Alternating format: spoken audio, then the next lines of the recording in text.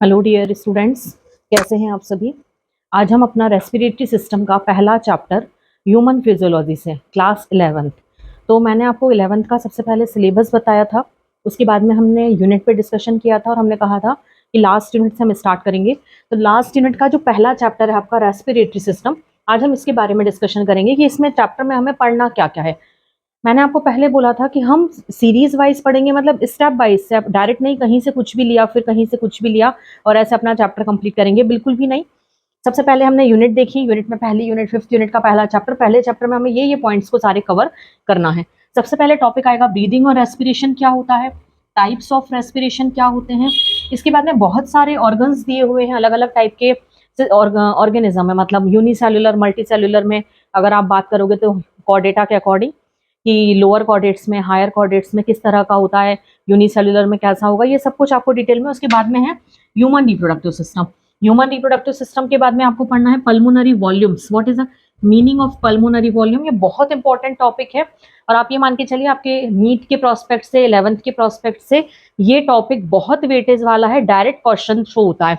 इसके बाद में डिसीजेस इस वाले चैप्टर से कौन कौन सी बनेंगी जो रेस्पिरेटरी से बिलोंग करती हैं। सबसे पहले आज हम देखेंगे ब्रीदिंग और रेस्पिरेशन का मतलब क्या होता है। ब्रीदिंग जनरली हम कहते हैं हाई ब्रीदिंग हो रही है, कोई टेंशन सुन लिया, ब्रीदिंग हो रही है, लो ब्रीदिंग है। ब्रीथ मतलब क्या, सांस का लेना और छोड़ना। लेते समय हम ऑक्सीजन लेते हैं, छोड़ते समय हम कार्बन डाइऑक्साइड बॉडी के बाहर निकालते हैं। तो ब्रीदिंग दो प्रोसीजर से मिलकर के बनी हुई है, इनहेल और एक्सहेल। तो इनहेल मतलब लेना, एक्सहेल मतलब छोड़ना। तो जब ये दोनों प्रोसेस कंप्लीट होती हैं तब हम उसे कहते हैं कि एक कंप्लीट ब्रीदिंग हुई। ना ही हम केवल इनहेल को ब्रीदिंग कहेंगे ना एक्सहेल को ब्रीदिंग कहेंगे। जब ये दोनों प्रोसेस कंप्लीट होंगी तब हम उसे कहते हैं कि एक ब्रीदिंग आपकी कंप्लीट हुई।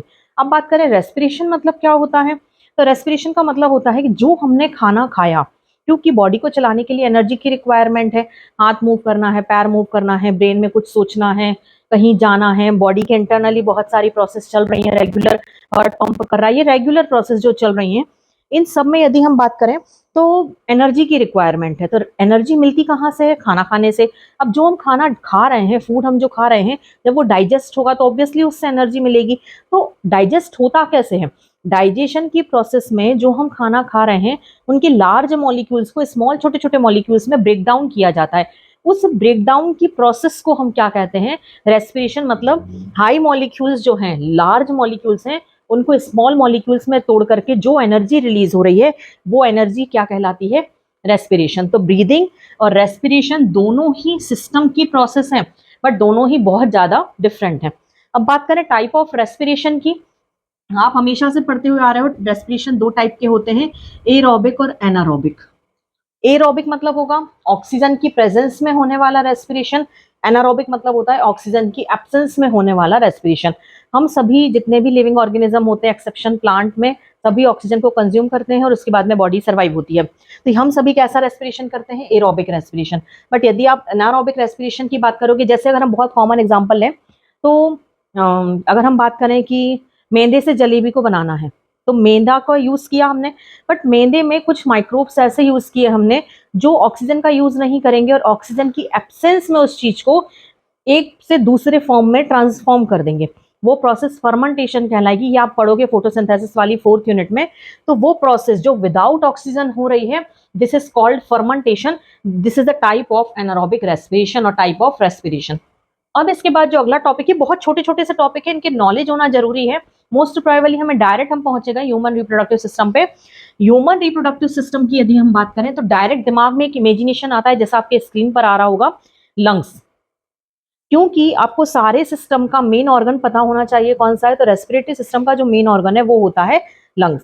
ह्यूमन बॉडी में दो लंग्स पाए जाते हैं, वन पेयर ऑफ लंग। अब बात करें तो लंग्स के जितने भी सिस्टम आप पढ़ोगे उनको हम दो पार्ट में डिवाइड करके चलेंगे, प्राइमरी और सेकेंडरी।